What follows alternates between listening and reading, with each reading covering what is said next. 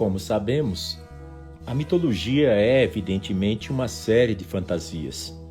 Essas fantasias, porém, foram objeto de crença durante muitos e muitos séculos. No espírito dos gregos e dos latinos, elas tiveram o valor de dogmas e também de realidades. É assim que os mitos inspiram aos homens. Sustentaram as suas instituições, às vezes respeitáveis, sugeriram aos artistas, aos poetas, aos literatos, a ideia de criações e mesmo de admiráveis obras-primas. Isso é muito fácil de constatar. Basta ver em qualquer museu que trate, por exemplo, do mundo antigo ou da Renascença do século XIV, XV, e lá iremos encontrar muitos dos deuses latinos, muitos dos deuses gregos, e sempre de uma forma alegórica, muito bonita e muito perfeccionista. Também é comum encontrarmos na literatura os feitos desses deuses gregos, desses deuses romanos. Por exemplo, nós temos Homero, com a Ilíada e a Odisseia, que conta para a gente histórias fantásticas. E não faltam deuses nessas histórias. A antiguidade, cujos conhecimentos científicos eram tão imperfeitos, tão rudimentares, conseguiu colocar uma divindade em toda parte, onde para ela existia apenas mistério. Ou seja, os mitos foram como jorros de luz em meio à mais densa escuridão do conhecimento humano.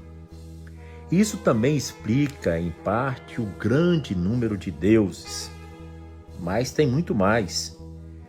Tudo quanto causou a admiração, o espanto, o receio ou o medo aos primeiros homens, tomou aos seus olhos um caráter divino. Para a humanidade primitiva, a divindade representa tudo quanto excede a sua compreensão humana. Estudarmos, conhecermos, apreciarmos os mitos é uma forma de nos iniciarmos na concepção de um mundo realmente primitivo, percebido em uma semiclaridade, em uma penumbra misteriosa. É aquele amanhecer que ainda não é completamente noite, mas está ainda muito longe de ser dia claro. Então, durante longos anos, os mitos foram forjados, foram criados, foram apreciados, foram amados e foram e continuam sendo muito estudados. É muito difícil entender Sigmund Freud ou Carl Gustav Jung, só para citar dois expoentes da psicologia, da psicanálise, sem termos um conhecimento mínimo da mitologia, porque eles vão criar teorias que, de certa forma, são embasadas por essas histórias, quase sempre fantásticas, quase sempre incríveis, no sentido de nos deixar incrédulos.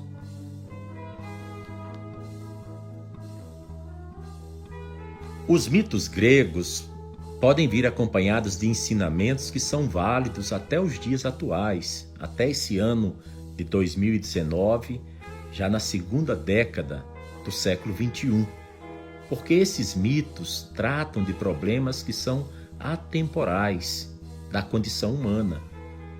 Quando a gente lê um mito, procura entendê-lo, compreendê-lo em sua verdadeira dimensão, nós ficamos muito identificados com certos sentimentos expressos pelos mitos, por seus personagens principais.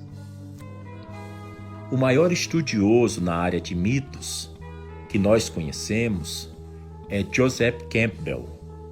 Ele dizia que os mitos não são uma fantasia, não são uma mentira, que os mitos são, na verdade, poesia e metafísica. que interligam, que conectam verdades em diferentes e variadas histórias. Desses mitos todos, eu sempre me impressionei muito por um deles. Eu o conheci quando era ainda adolescente, com 15, 16 anos de idade. E conheci através de uma poesia do grande poeta lusitano Fernando Pessoa. Eu me refiro ao mito de Eros e Psique.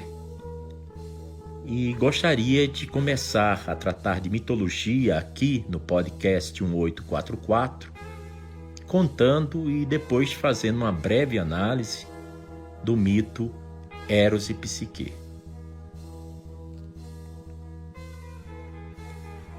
Psique era a mais bela filha de Mileto, um rei mortal.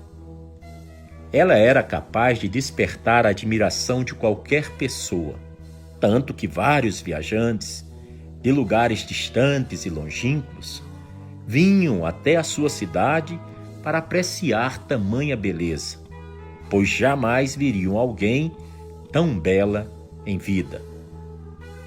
Na Grécia Antiga, só era conhecida a beleza de Eros, o deus do amor, e de sua mãe, Afrodite, a deusa da beleza, de forma que as pessoas estranhavam uma mortal tão anormalmente bela, bonita. Afrodite também é conhecida na mitologia segundo os latinos como Vênus. Por isso se diz que Afrodite é a deusa do amor, mas Afrodite e Vênus são a mesma pessoa, são a mesma deusa, apenas os nomes são trocados. Um é da mitologia romana e outro da mitologia grega. Pois bem, as irmãs de Psique, que não eram tão belas, logo se casaram. Porém, a jovem não casou. Ficou para a titia, pois nenhum homem tinha coragem de casar-se com ela e assumir tão grande responsabilidade. Os boatos e os rumores da beleza de Psique logo chegaram aos ouvidos de Afrodite, que ficou muito nervosa, muito zangada. Afrodite, a fim de não perder sua autoridade como deusa da beleza, convocou então uma reunião com os outros deuses do Olimpo, e todos concordaram com o plano que ela havia elaborado e apresentado a eles. O rei, preocupado com o destino da filha solteira de Psique, resolveu consultar os oráculos, e todos eles deram a mesma resposta. Psique não havia encontrado um pretendente por seu destino já haver sido traçado pelos deuses. Portanto, Psique estava condenada a casar-se com um terrível monstro e ele nunca mais viria sua própria família. Os pais, muito tristes pelo destino da filha e temerosos de contrariar ordens superiores, obedeceram então, como era costume, aquelas ordens dos deuses. Eles deveriam vestir Psique com roupas nupciais, roupas de casamento, para que ela fosse desposada pelo dito monstro. E assim fizeram. Deram banho nela, vestiram-na com os trajes e deixaram a jovem no alto do rochedo.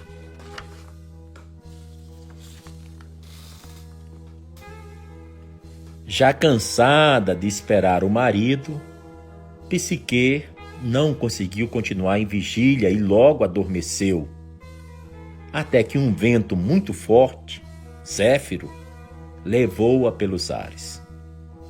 Psique foi transportada para um lindo vale. O local parecia um cenário de sonhos. Existia um castelo enorme, de mármore, e vozes sussurrantes que informavam tudo o que se precisava fazer. Ela foi guiada a um enorme banquete, com as mais diversas especiarias pelas vozes, e depois para um quarto muito aconchegante. Ao ir para o aposento, logo percebeu que alguém a estava acompanhando, e a voz lhe disse: "Sou o seu marido." De forma que assim ela descobriu então que era este o marido que lhe havia sido predestinado, que todavia estava usando um manto e uma máscara. Ele era extremamente carinhoso e a fazia sentir bastante amada, nunca deixando faltar nada para o seu bem-estar. Mesmo assim, havia uma condição. Sempre tem uma condição quando tratamos de mitos. E a condição era: Psique não poderia ver o seu rosto, contemplar a sua face. Ele dizia a ela: "Você precisa confiar em mim, pois um dia irá saber. Se você vir minha face, me perderá para sempre. Apenas confie." Psique concordou com a condição e permaneceu com ele, muito feliz, por sinal. Era um casal extremamente apaixonado, muito carinhoso, sempre um procurando trazer alegria, afeto, carinho e amor ao outro. O marido de Psique aparecia somente à noite, deixando tudo ao seu dispor, de forma que, quando amanhecia, ele já dava no pé, já desaparecia. Com o passar do tempo, mesmo se sentindo extremamente feliz, porque seu marido era o melhor dos esposos e a fazia sentir o mais profundo amor, Psique resolveu fazer-lhe um pedido, vamos dizer, arriscado. E ela pediu para ir visitar seus pais e suas irmãs, mesmo sabendo que isso ia contra a regra do oráculo. Eros, o esposo, após muita insistência de Psique e contrariando claramente a regra dos deuses, informou que algo terrível iria acontecer. Mas Psique não mudou de ideia e continuou insistindo até que ele permitisse. Por fim, as irmãs de Psique a visitaram. Ao chegarem, as irmãs se depararam com um grande palácio e sentiram muita inveja de Psique, pois além de não serem tão bonitas, tão belas quanto ela, seus maridos também não possuíam tantos bens, não eram opulentos, não eram ricos. Elas então encheram Psique de perguntas sobre o marido, sobre sua aparência, de maneira que a jovem acabou revelando que nunca havia visto seu rosto anteriormente. As irmãs então começaram a especular: "Psique, você já pensou na possibilidade de que seu marido seja um monstro? Você tem que ver seu rosto para ter certeza." Após irem embora, a dúvida permaneceu na mente de Psique. Dias e dias se passaram e em uma das noites, ela pediu para que o marido deixasse ver o seu rosto, o que foi rápida e prontamente negado.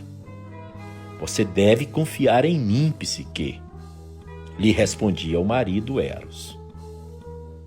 No outro dia, a jovem, ainda se sentindo sozinha, pediu ao marido que a deixasse pelo menos ver as irmãs pela última vez.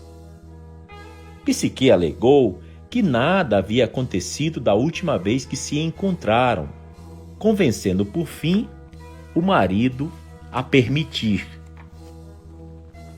E assim ocorreu uma nova visita, de forma que este teve que adverti-la mais uma vez para que ela tivesse muito cuidado com suas próprias irmãs. As irmãs chegaram e retomaram o assunto sobre ela nunca ter visto o rosto do homem com quem havia casado. Pareciam muito preocupadas com esse detalhe. Psique, vencida pela dúvida, pergunta então para as irmãs como é que ela poderia fazer para ver o rosto do homem, o rosto do seu marido. Uma delas respondeu: leve uma vela e uma faca. Ao anoitecer, quando ele adormecer, você acende a vela. E no caso dele ser um terrível monstro, mate-o imediatamente antes que ele lhe ataque. Nessa mesma noite, com o coração totalmente tomado pela curiosidade após o homem adormecer, seu marido pegar no sono, Psique acendeu uma vela e procurou ver o rosto do marido. Para seu espanto, viu o próprio Eros, criatura de extrema beleza, e ficou totalmente fascinada, extasiada e encantada pela formosura e beleza do marido, que teria feito esse pedido para que a esposa se apaixonasse pelo que ele é, e não somente por sua beleza exterior, por sua beleza física. Psique ficou tão deslumbrada pela visão do esposo que não percebeu que uma gota de cera da vela pingara no peito do amado, e isso o fez acordar assustado. Ao constatar que sua esposa, Psique, tinha quebrado a promessa, rapidamente desapareceu, como num passe de mágica, junto com o palácio e tudo o mais. Sozinha e infeliz, Psique começou a vagar pelo mundo. Um dia, em extremo sofrimento e amargura, de tanto suplicar aos deuses uma nova chance, ela foi levada à presença da própria deusa Afrodite. Você desobedeceu a ordem dos deuses, perdeu meu filho para sempre, lhe disse Afrodite. Psique, depois de tanto implorar, dizendo que faria de tudo para ter o amado de volta, se submeteu aos desafios propostos por Afrodite. O primeiro deles foi este. Afrodite levou Psique a uma sala onde havia uma enorme pilha de grãos, todos eles misturados. Tinha grãos tão miudinhos, tão pequenininhos como sementes de mostarda. A jovem deveria separar a pilha em pequenos montes. Um monte de feijão, outro de ervilha, outro de cevada, outro de mostarda, outro de milho e outros grãos que ela mal conhecia, e fazer tudo isso antes de cair a noite. Incrédula diante de tamanho desafio, Psique se sentiu desanimada. Até surgir um pequeno grupo de formigas que se encarregou do trabalho, colocando cada grão em seu devido monte. Pois bem, ainda não acreditando em como ela tinha conseguido realizar tal tarefa, a Afrodite colocou para ela um segundo desafio: conseguir um punhado de lã dourada dos carneiros selvagens. Desta vez, Afrodite acompanhou Psique até um campo onde pastavam os carneiros, que eram animais extremamente perigosos, mas dotados de algumas mechas de tal lã dourada. Psique sabia que poderia ser morta ao chegar perto deles, e mais uma vez não acreditou que iria conseguir realizar sua missão. Quando deixou o desespero de lado e passou a observar os carneiros, ela percebeu que os animais se coçavam, esfregando-se nas árvores. Psique esperou então o anoitecer. E quando os animais se afastaram, colheu calmamente os fios dourados que ficaram presos nas árvores. Isso foi terrível para Afrodite, que elaborou desafios impossíveis para que Psique entendesse o valor do "o perderá para sempre". Assim, incansável, Afrodite atribuiu a Psique um terceiro desafio, uma nova tarefa, uma tarefa também dificílima. Afrodite entregou a Psique uma jarra de cristal que deveria estar cheia com a água negra que caía de uma cascata muito alta. Para chegar perto da água, Psique precisava caminhar pelo musgo, pelo lodo. Portanto, poderia facilmente escorregar, cair e quebrar a jarra. Era realmente praticamente impossível alcançar aquela distância toda, aquela altura toda e ainda apanhar a água com segurança. Eis então que uma águia se tornou a solução. O animal apanhou em seu bico a jarra, encheu-a de água e voltou, entregando-a com segurança nas mãos da jovem Psique. Mais uma vez, não acreditando na capacidade da jovem, Afrodite lançou o quarto e último desafio.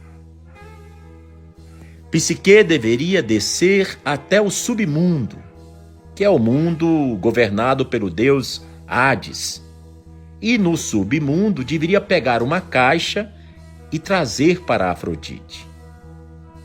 Além do medo do mundo subterrâneo, a moça sabia que iria encontrar diversos espíritos que lhe pediriam ajuda, tentariam dissuadi-la de realizar a tarefa ou simplesmente dificultariam ao máximo esse seu trabalho. O grande desafio de Psique era manter-se fiel ao seu objetivo. Algumas vezes, disse não às pessoas que a interpelaram. Outras vezes, as atendeu, mas nunca deixou de priorizar suas metas. E foi assim que ela conseguiu chegar ao mundo subterrâneo e pegou a caixa das mãos do próprio Hades. Porém, no caminho de volta, Psique não pôde conter sua curiosidade e abriu a caixa.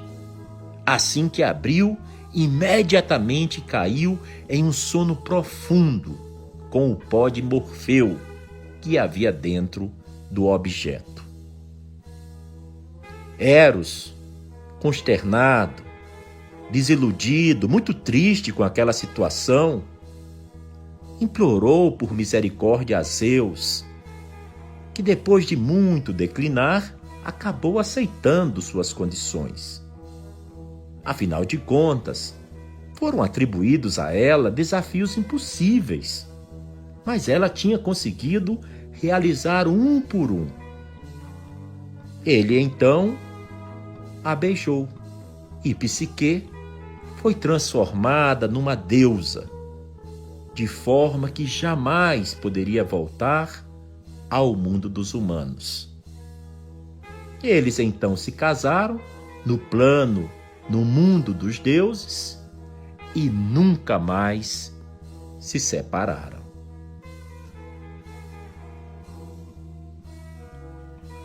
Antes de tecer alguns comentários e fazer algumas considerações sobre o mito que acabei de relatar, conhecido como Eros e Psique, gostaria de poder também apresentar o breve poema do grande poeta português Fernando Pessoa. Esse poema está incluído no livro Cancioneiro e muitos o tratam, e com muita razão, como algo relacionado à forma iniciática e esotérica de Fernando Pessoa. Ainda não foi devidamente abordado o poema no contexto do esoterismo, que era tão à flor da pele de Fernando Pessoa. Entretanto, podemos dizer que, apesar dessa importância extraordinária que o poema tem, o filósofo contemporâneo Gilberto de Melo Kujawski certa vez declarou o poema como sendo um dos mais belos já escritos de todas as línguas. O próprio título, Eros e Psique, confirma nos seus 35 versos de 7 sílabas agrupado e em 7 estrofes que se trata de uma versão intensamente lírica e muito original e conciso do antigo mito grego de Psique. É importante também destacar que só encontramos esse mito relatado em sua forma completa pela primeira e única vez em texto literário no conhecidíssimo romance do escritor latino Apuleio, do século XI depois de Cristo, e está enfeixado sob o título de O Asno de Ouro. Bem, vou ler agora o poema Eros e Psique, de Fernando Pessoa. Conta a lenda que dormia uma princesa encantada, a quem só despertaria um infante, que viria do além do muro da estrada.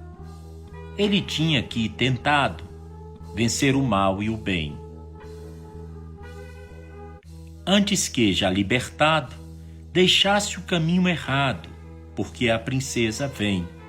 A princesa adormecida se espera, dormindo espera, sonha em morte a sua vida, e orna-lhe a fronte esquecida. Verde, uma grinalda de era, longe o infante esforçado, sem saber que intuito tem, rompe o caminho fadado. Ele dela é ignorado, ela, para ele, é ninguém, mas cada um cumpre o destino. Ela dormindo encantada, ele buscando-a sem tino, pelo processo divino que faz existir a estrada. E se bem que seja obscuro, tudo pela estrada fora, e falso, ele vem seguro. E vencendo estrada e muro, chega onde em sono ela mora, e ainda tonto do que houvera, a cabeça em maresia, ergue a mão e encontra a Hera, e vê que ele mesmo era a princesa que dormia.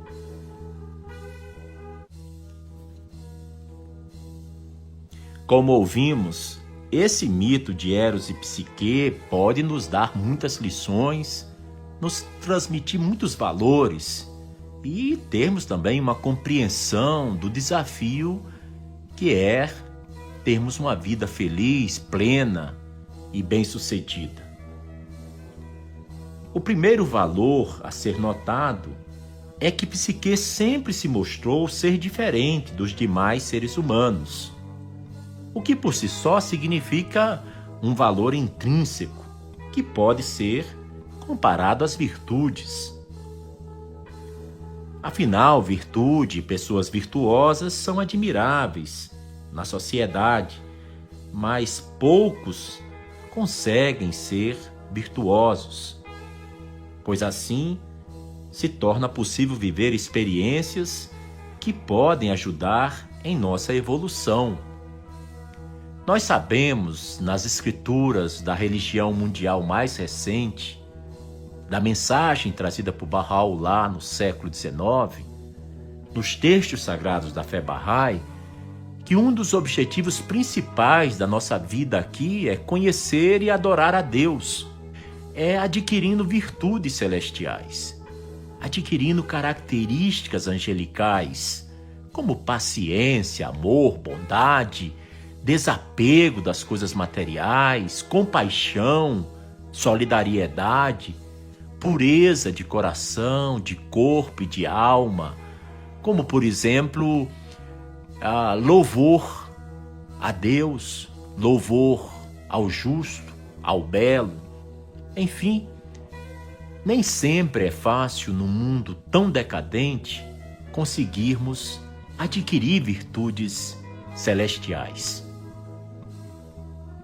O temor da vida das pessoas pode ser comparado como um arqueiro com poucas flechas no meio de uma floresta.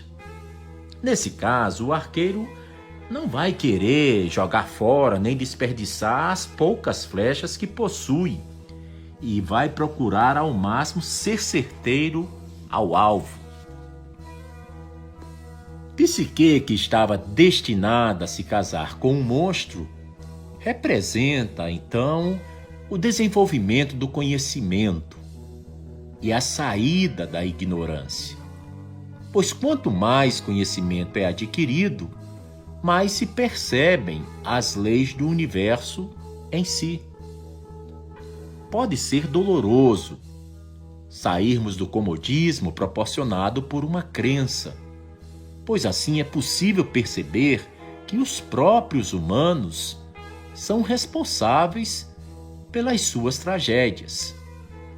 Guerras, mortes e crueldade são resultado da falta de conhecimento, e é muito mais fácil culpar o próprio evento ou divindades outras por essas coisas ruins que acontecem com a gente e com o mundo. Pois bem, quando ouvimos que Psique se une a Eros, ele não se revela. Eros fica oculto com a sua máscara, seu rosto fica escondido. Pois Psique deveria provar o seu amor através da confiança. Isso também mostra muito do sofrimento que é viver uma vida completamente material, completamente superficial. Tem pessoas que, como dizia um filósofo, elas não vivem, elas existem. Elas passam pela vida, mas parece que não se interessaram por nada que era importante na vida. Seus desejos, suas aspirações, suas metas, sua visão de felicidade estão sempre muito localizadas no que é material, no que é efêmero, no que é temporário, que nem tem existência de muito tempo, porque logo acaba, tudo que é material acaba muito depressa. E a forma como Eros vai explicar o significado de afeição e de amor puros e sinceros era não deixando que Psique visse o seu rosto e ficasse encantado tão somente por sua beleza física. Ele queria que ela se encantasse por sua beleza interior, sua beleza espiritual. Quando Psique se une a Eros, ele, então, não se revelou, porque ela tinha que ter a virtude da confiança, confiar nele, pois era a única forma que ele queria que ela pudesse provar o seu amor por ele. Nesse caso, a dúvida imposta por suas cunhadas, pelas irmãs de Psique, abalou as estruturas de Psique, assim como os ideais da sociedade agem sobre os seres humanos. É muito comum o provérbio, o ditado popular que diz: "Ah, mas não sou eu que ajo assim, todo mundo age assim." Ou seja, as pessoas fazerem as coisas erradas não se tornam melhores, porque é grande a quantidade dos que agem de forma errada. Sobre os desafios de Afrodite, lembrando sempre que Afrodite é a mesma deusa que os latinos, os romanos conhecem como Vênus. É a deusa do amor, a deusa da beleza. Pois bem, quando Psique nota o erro que cometeu e volta a ficar só, o que a deixa bastante infeliz, ela então percebe de forma muito amarga o erro que havia cometido ao abandonar Eros e passar a cumprir aqueles desafios que lhe foram impostos por Afrodite. No primeiro desafio, ela trabalha o discernimento, pois para realizar a tarefa de selecionar os grãos, ela deveria ter conhecimento, ou seja, o discernimento para saber o que era a cevada e o que era a mostarda, o que era o milho e o que era o feijão, e eram dezenas e dezenas de grãos de diferentes espécies. Ela necessitava, como tudo no mundo, de ter discernimento. Já no segundo desafio, Psique trabalha a percepção ao criar estratégias para pegar a lã de carneiros selvagens sem se machucar, sem se ferir. É muito importante, muito útil a percepção. Perceber. Uma coisa é você conhecer, é algo intelectual, conhecimento. Mas perceber é algo que transcende meramente o nosso raciocínio, a nossa razão, o nosso conhecimento racional. Então a gente observa a necessidade de termos uma percepção da gente e uma percepção do mundo. As pessoas que têm percepção verdadeira, intuitiva, elas conseguem evitar muitas dores, muitos sofrimentos e se ferem na vida o mínimo possível.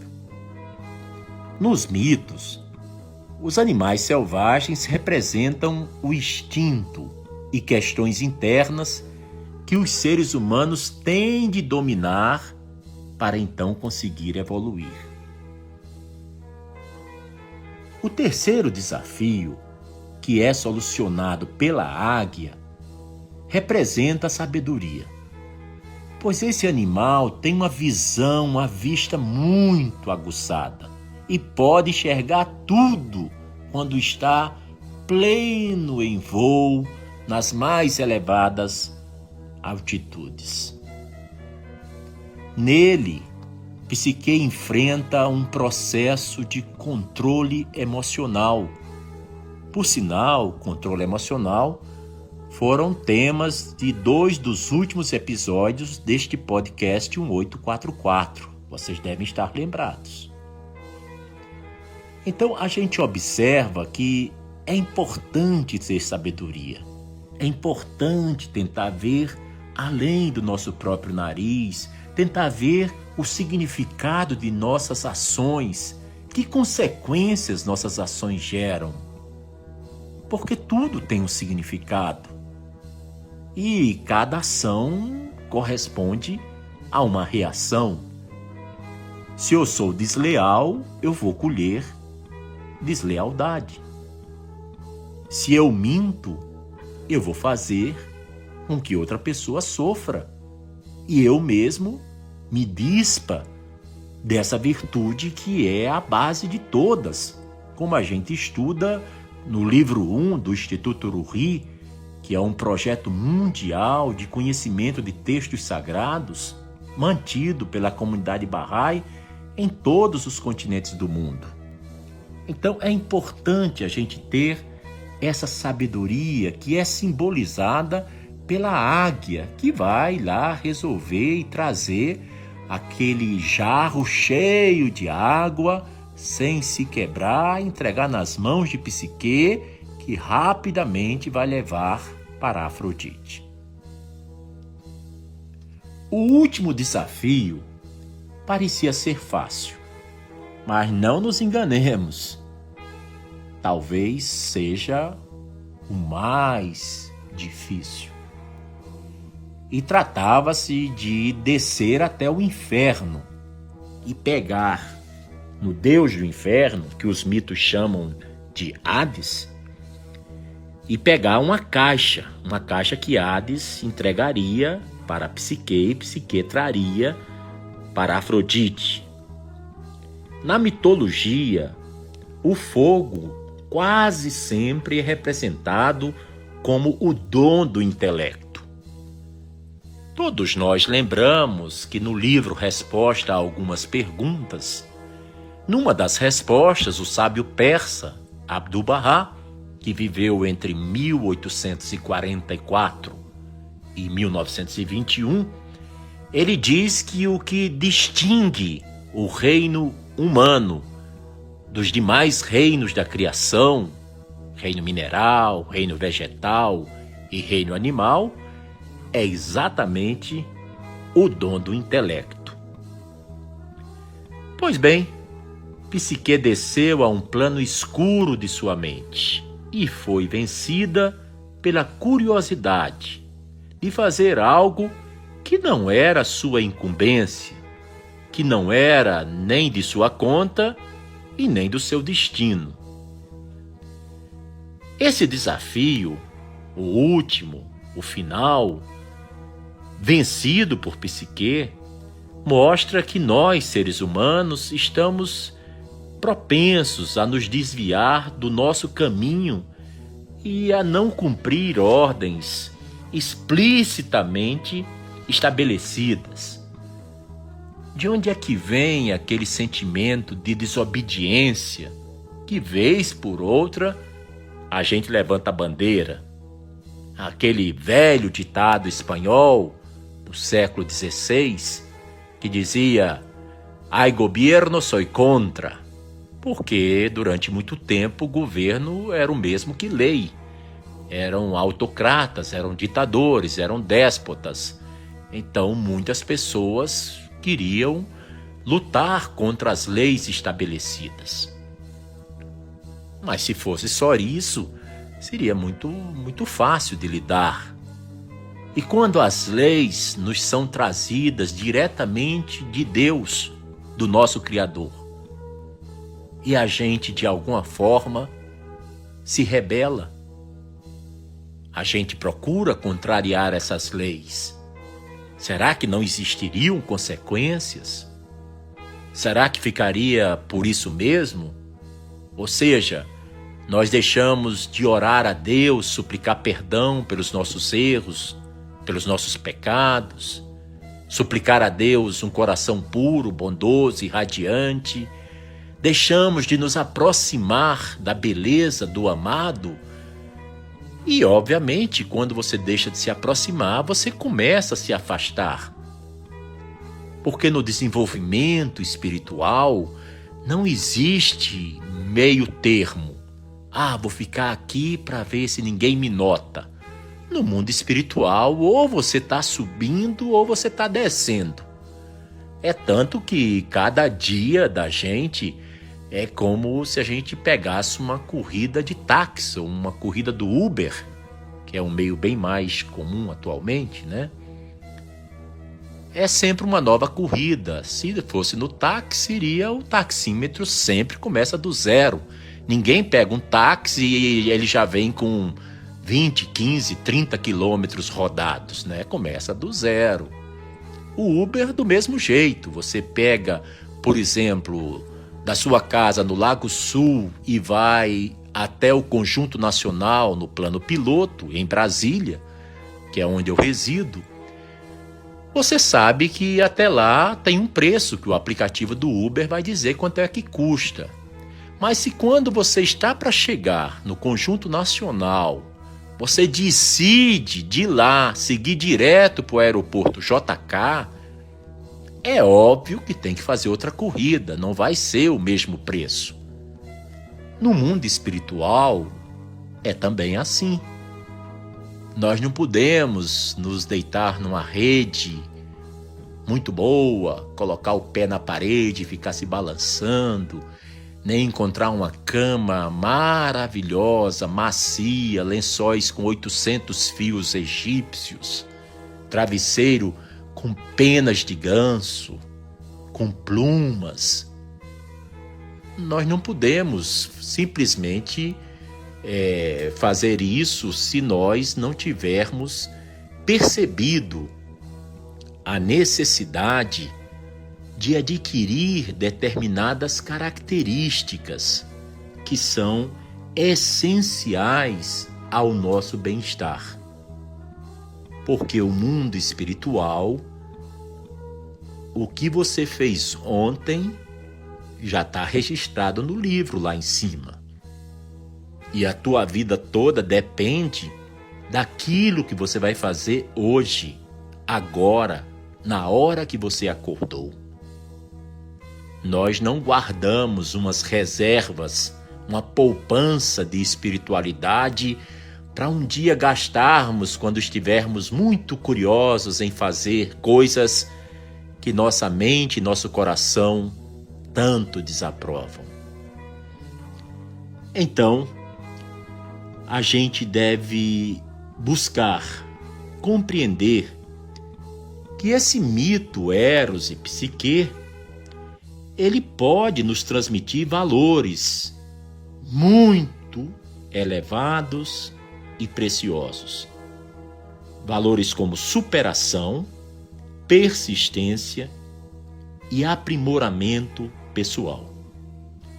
Valores como superação é que às vezes a gente, ao ver a enormidade da tarefa, a gente desanima um tanto que não faz nada.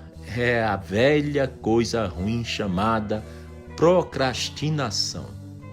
Parece que a gente não lembra que no Alcorão, isso ainda no século VI depois de Cristo, está lá revelado que nós, para começarmos uma caminhada de 7.000 léguas, temos que primeiro dar o primeiro passo. Então, superação é começar a fazer o que tem que ser feito e não ficar desanimado, acabrunhado, profundamente infeliz pela enormidade da tarefa. Se fosse assim, nos anos de 1950, centenas de famílias persas não teriam saído de sua pátria, o Irã, para espalhar a mensagem de Bahá'u'lláh no mundo todo. E aquelas famílias, aqueles indivíduos que foram residir, se estabelecer e ser o primeiro crente na mensagem de Bahá'u'lláh, o primeiro Bahá'í a viver em determinada região, em determinado país do planeta, eles depois ficaram conhecidos como Cavaleiros de Bahá'u'lláh. Então, a superação é muito importante. A persistência. Ser bom não é coisa fácil. Ser bom não é coisa de amador, é coisa de profissional. Porque são muitas as tentações desse mundo. Como dizia o poeta Vinícius de Moraes, a vida é a arte do encontro. Mas por que existem tantos desencontros na vida? É o que nos perguntava o poetinha da paixão. Então, a superação significa que nós temos, cada um, muitas tarefas, muitas coisas a fazer para lapidar o nosso eu, para lustrar, limpar, fazer brilhar com a luz da pureza o nosso coração. Precisamos nos esforçar muito para termos intenções puras e sinceras. Eu não confio em ninguém que não tenha uma intenção pura. Porque a intenção pura já é quase metade do caminho. Se a tua intenção não é pura nem é sincera, por melhor que seja o ato que você queira fazer, ele já está de cara destinado ao fracasso e a lhe trazer mais dores, angústias e aflições. Nesse mito Eros e Psique, nós também podemos perceber que forças impostas pela sociedade podem atrapalhar a vida da gente. É preciso manter firmes nossos próprios princípios e valores morais e espirituais para seguirmos em frente.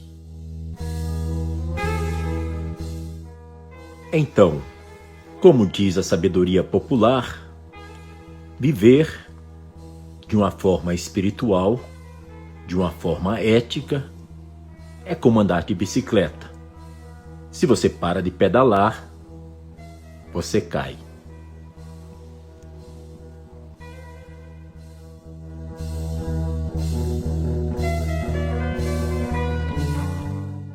Você acabou de ouvir mais um episódio do podcast 1844. Agradecemos sua audiência e lhe convidamos para ouvir nosso próximo episódio semanal. Apresentação e comentários: Washington Araújo. Trilha musical composta por Ian Garbinato. Sonoplastia e edição de áudio Shahin Nasrabadi. Vinhetas Diogo Garbinato.